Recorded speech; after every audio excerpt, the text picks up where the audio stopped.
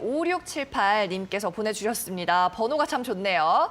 안녕하세요. 에어부산 매수가 2,210원, 비중 20%. 지금 수익권이긴 한데 중국 완화 기대감으로 조금 더 들고 가도 될지 아니면 분할 매도를 시작해야 할지 알고 싶습니다. 라고 하셨습니다. 자, 에어부산 지금 보니까요. 이분 수익률이 상당합니다. 오늘 가격이 3,800원이고 이분은 2,200원대 매수를 하셨거든요. 네네. 자, 이분 거의 한 프로님만큼이나 주식을 잘하는 것 같은데요. 네. 수익률이. 네. 근데 일단은 에어부산 지금 매수하신 가격 자체가 어떻게 보면은 저점에서 어느 정도 이제 시작이 좀 이제 상승으로에 대한 전환 시작이 좀 되는 그러한 구간에서 좀 잘 잡으셨다라고 좀 볼 수 있을 것 같습니다. 특히나 매수 시점에 대한 타이밍이 좀 너무 좋으셨다라고 좀 일단은 말씀을 드릴 수 있을 것 같아요. 자, 그 이후에 일단 한 번의 눌림목이라던가 이러한 부분들이 파동적으로 좀 나타난 그러한 부분들은 좀 있는데요. 이러한 구간을 어느 정도 좀 잘 넘기면서 수익률 극대화에도 성공을 한 그런 모습입니다.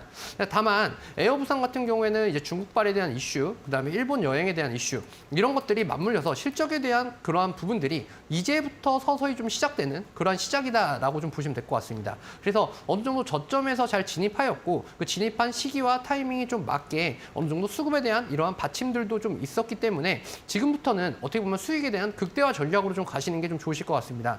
특히나 지금 현재 수익에 대한 부분을 어느 정도 실현을 하시는 것보다는요. 지금은 좀 꾸준하게 굵직하게 좀 들고 가시는 부분이 훨씬 더 나은 판단이다라고 좀 생각이 좀 들고요.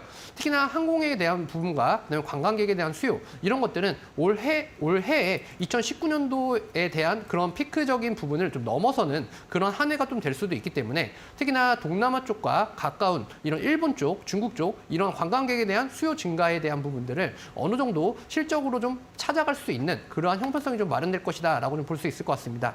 그래서 에어부산은 지금 수익 실현하기보다는요. 조금은 바이앤홀딩 전략으로 한 봄철까지 좀 어느 정도 가져가 보시는 그러한 전략들을 짜보시는 게 좀 좋으실 것 같다라고 분석드리도록 하겠습니다.